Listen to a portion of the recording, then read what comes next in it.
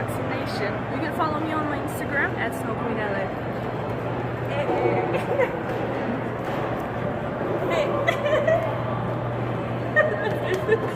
Hey.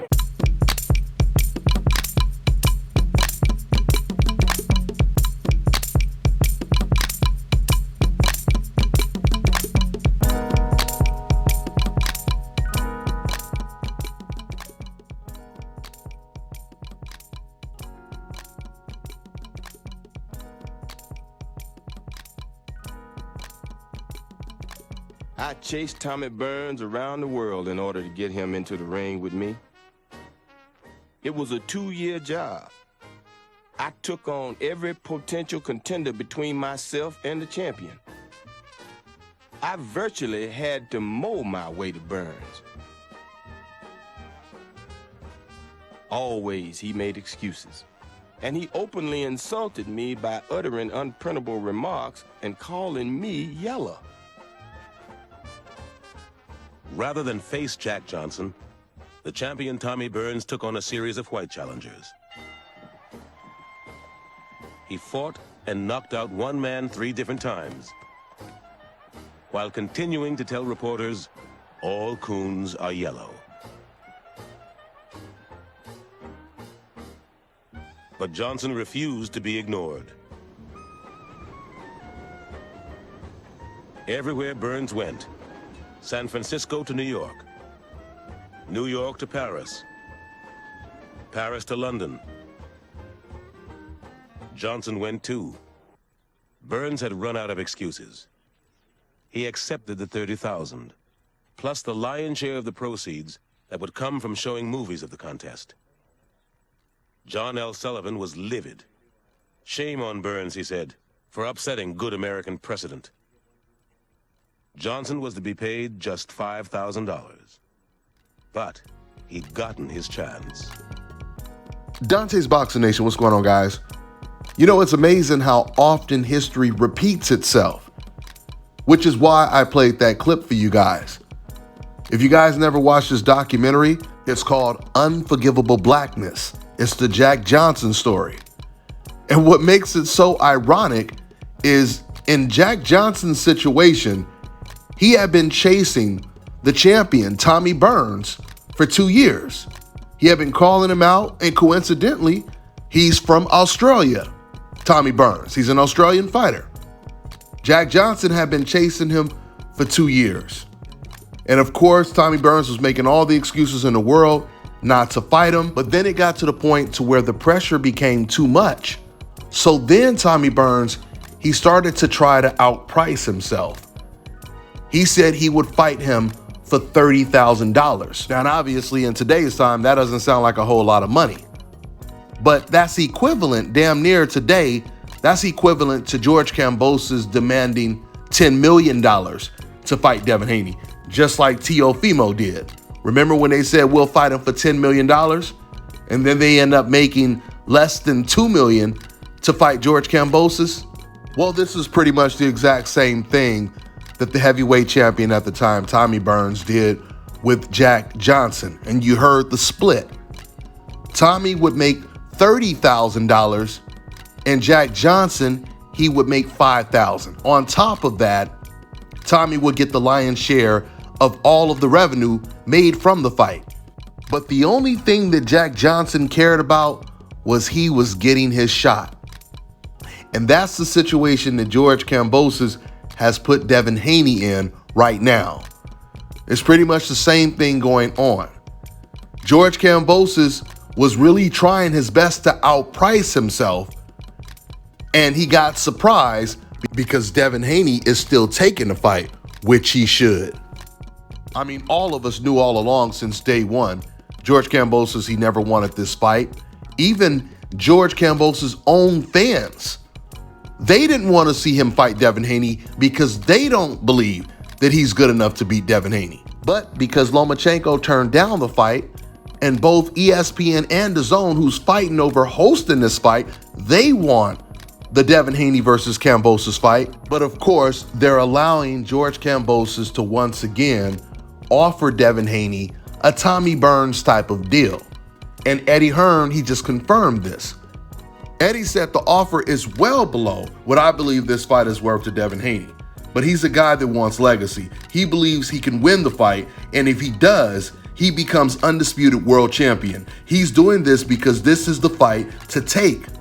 I don't want to wind the other team up, but we did sort of get the contract like 24 or 48 hours ago, and they're like, right now, you got it. Now hurry up and sign it. Oh, great. We've been waiting about 3 months for this fight. Now that Lomachenko won't take it, it's over to us, isn't it? But that's okay. We'll take this fight, end quote. As you can see, Eddie Hearn is always trying to be some type of mediator. He doesn't want to piss off the other team too much. So he's trying to say, in a very respectful way, is how are you going to stall this fight for the last 3 months? And then soon as you don't get the Lomachenko fight, now you say you have 3 days to sign the contract to Devin Haney? How come he didn't say this to Lomachenko?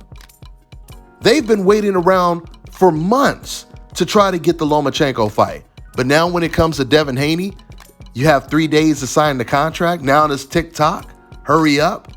Not to mention, to add insult to injury, George Kambosos, he's now calling Devin Haney the fake champion, and he's saying that Lomachenko is actually the real champion. Remember, this is the same George Kambosos that was standing right in front of Devin Haney and praising Devin Haney, and he was saying when he was in front of the reporters, in front of Devin and Bill, oh, I respect him as the WBC champion, etc., right? Now all of a sudden he's a fake champion, and the guy that just came off of a recent loss is the real champion. Yep, that sounds like some covert 1908 type of stuff right there. On top of all of this, I had already knew, way before Eddie Hearn came out and said it, I knew that it was an extreme lowball offer. I mean, first of all, George Kambosos, he made it clear when he was talking to Devin Haney, you know, I have to be the A side, and he put emphasis on that. I have to be the A side. But when he said more recently, he did an interview a couple days back, and he kept saying this over and over. He kept saying, hey, you know, I gave him the same offer that we gave to Lomachenko, and he said that he would take the same offer. So we're waiting for him to take it. You know, it's good money, etc. Just the fact that he kept volunteering the information over and over and over again, that he sent Devin Haney the exact same offer that he sent to Lomachenko, it just sounds a little suspect. It makes me wonder, what if George Kambosos completely made this up when he says we're sending Devin Haney the same offer, or we sent them the same offer? What if it's a different offer and we don't know about it? Could it be possible that he was willing to give Lomachenko a better split than Devin Haney, but he's just telling Team Haney, oh, we sent you the same offer? Listen, at the end of the day, the most important thing is Devin Haney is taking this fight. And once Devin Haney takes this fight, if Devin is able to beat George Kambosos, remember, Devin Haney is only 23 years old. He's going to be making crazy money for the next 10 years. And this is exactly what Eddie Hearn means when he says Devin is fighting for legacy. When it comes to George Kambosos, the way he's negotiating, it sounds like he's fighting for security, for securing his future. He's fighting for severance pay. You guys know what severance pay is? That's when your job, when they feel bad that they had to let you go, and they give you some additional money on your way out to give you a little bit more time to, you know, look for a new job, etc. Well, this is what George Kambosos is focused on. He wants severance pay with this fight. George is thinking just like Tommy Burns was thinking when he was fighting against Jack Johnson. If I'm going to take this fight, it has to be enough money to where if I lose this fight, I can retire if I have to. George is not thinking legacy. He's thinking financial security.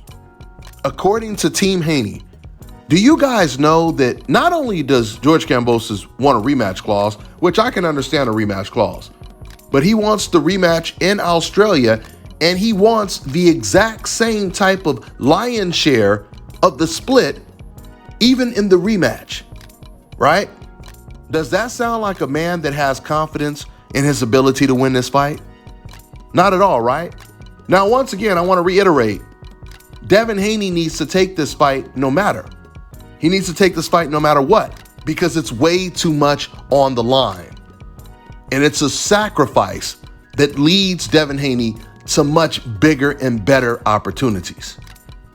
Devin Haney was already making more than three times the amount that Kambosos was making before this fight, which is why Eddie Hearn said that, he's taking money that's well below his worth. But once again, you got to make sacrifices sometime in your career, and this is one of them. And this sacrifice is definitely going to pay off if Devin Haney can beat George Kambosos. But let me just close out with saying this. I want to go back to the rematch clause. When I think about it, I don't recall any fighter ever presenting an offer like this, where they are going to lose the fight, the rematch is going to be in their backyard, and they're going to get the same split that they got before. What's so hypocritical about this is Kambosos always says, I'm in the driver's seat because I'm the one that has all the belts, right? So I'm the one that gets to call the shots. That's why I'm the A side and I get the biggest slice of the pie. But if that's the case, if you lose to Devin Haney, that means you will no longer be in the driver's seat. Devin will be, because he will have all the belts, so he should call all of the shots when it comes to the rematch, according to your logic. Talking to George Kambosos. I'm just showing you how hypocritical this situation is and how desperate George Kambosos is to secure his future with just this fight alone. This is how desperate he is to make a retirement check. Something else that stands out.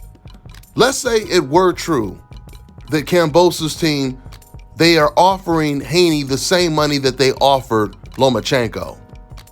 Once again, according to Kambosos' logic, the fact that he has all of the belts is why he's in the driver's seat and why he should be the A side, why he should get the lion's share. So if that's the case, why would you offer Lomachenko the same amount that you offered Devin Haney when Lomachenko once again just came off of a recent loss and has no belts? Meanwhile, Devin Haney is the undefeated WBC champion of the world. It doesn't make sense even according to Kambosos' own logic, because George Kambosos believes once you have belts, you should be valued more. Well, I'll say this. If George Kambosos was trying to deter and discourage Devin Haney from taking this offer, he failed, at least when it comes to that. He'll definitely make some good money, though. And George, he understands he needs to make a whole lot of money if he loses this fight, because there's a possibility he may never make this kind of money again. Like I said, if Devin Haney wins this fight, he's going to be making way more money than this in the next 10 years. So hopefully, this fight gets announced really soon. I'm looking forward to seeing the fight. It should be a good fight. That's all I got for now, guys. I'm on to the next one. All right, now check this out, guys. If you're looking to repair eczema scars, burns and bruises, dark spots and blemishes, then this right here is the perfect product for you guys. It's called Elo Deki Face and Body Oil. Athletes and top-ranking boxers, they're also using it after training to reduce swelling, inflammation, and to ease the pain. So get yours today. Go to elodeki.com, like them on Facebook, and follow them on Instagram. Fellas, I've got some great news for you. If you've lost your hair or have a receding hairline, the time has come when you can finally get your hairline back through a process called scalp micropigmentation. So here's how it works. It's a hair tattoo that replicates the look of your hair follicles when you have fully shaved it down. So to get this hookup, make sure you follow and contact my man Scalp Carolinas on Instagram.